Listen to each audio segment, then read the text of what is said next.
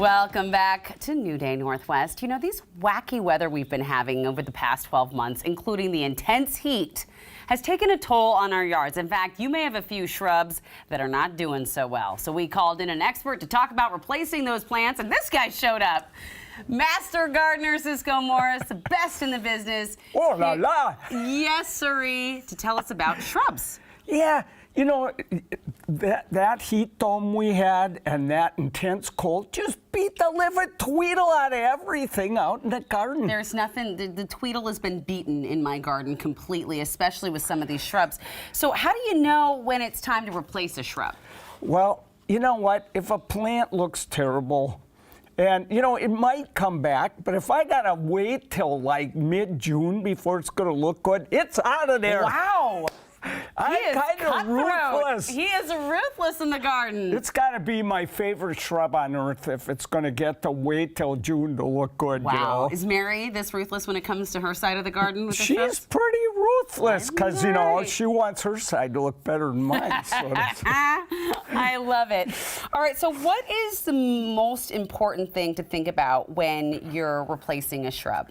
Well, you know, there's a few things. First of all, you want to get one, you know, that's going to grow in the conditions you got. So if you're this is Senecio Gray. They changed the name to Brachyglottis. Why did they do that? I mean, if you're going to start mixing around Latin names, I'm never going to remember. But so this plant is so drought tolerant. So if you got a spot that you can't hardly water, it's too far away, you know, the sun is baking, and it can take the cold too. So, you know, you want to make sure that you get a plant that's right for the spot. And you know what I think is so important? What? How big the plant's going to get. Oh, that's a good point. How big is that guy going to get? This guy can get 6 feet tall, but you can whack the tweedle out of it and it'll come back. But guess what? You know, you really got to read the tag. Read the tag. Does this have a common name? Because I'm not going to be able to remember when I go into my nursery saying Cryptameria. Gray Senecio. This is the only plant Okay, I will write it down. I will write it down, Ciscoe. Can you find plants? I know you said that's kind of drought tolerant, but does a shrub exist that's drought tolerant, cold tolerant, heat tolerant? Because that's what our environment is now. Well, right there. This is a Cryptameria. It's called mushroom. And, well, you know, it's funny. So I saw this sitting in Mary's, you know, because we each had our own little thing we're carrying. Well, I'm not an accomplice to this. Well, I just borrowed it to show it today. She's not going to let me touch this thing. This is adorable. You know what this is? What? It's a honeysuckle. Really? But it's called a box honeysuckle, and they grow like a boxwood hedge or something. You could make a hedge. It only gets 3 feet tall. So cute. So I saw that, and I wanted something that color. Yeah, I like that. And but you chose this. I chose that. And the first thing Mary said is, she said, that is the ugliest plant I've ever seen. Then I didn't read the tag. I grabbed it quick because I wanted something with dark color. This turns bright green all summer. It grows like a mushroom, but I wanted something that's going to stay. This only gets 3 by 3 feet. This gets 10 feet by 10 feet. Why didn't I read the tag?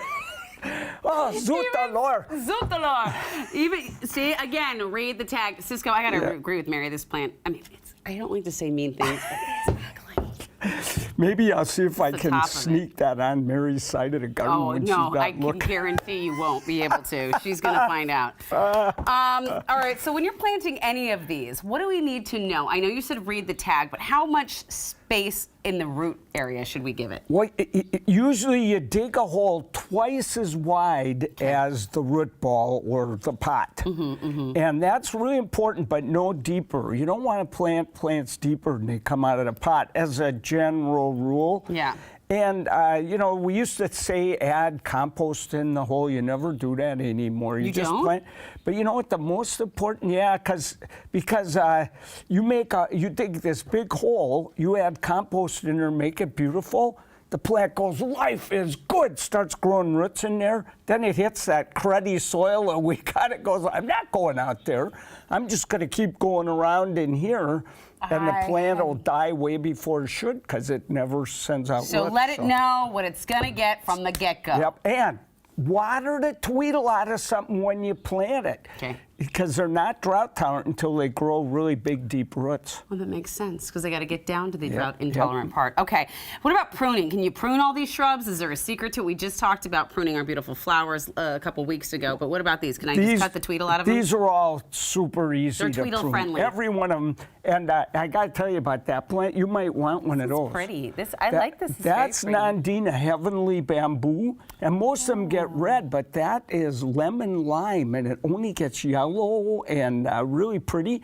But you know what? In Japan, every house has one of those grown in front of it. Do they? Yep. They call it heavenly bamboo because if you have problems, you tell the plant your problems, it takes away the problems, it doesn't even kill the plant, and you feel great. I love it. But when I hear bamboo, I always get a little nervous because we know how bamboo grows so quickly and it can take over. That's not a true bamboo. They just call it that. Call it.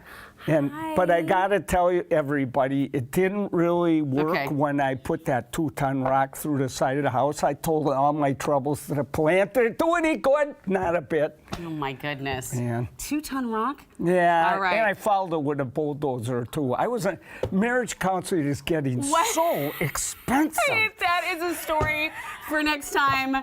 You are going to give us that story. All right. Thank you for spending time with us today. You can check our website for more content, maybe his story. And you can always send an email to share your thoughts. Go out and enjoy your new day.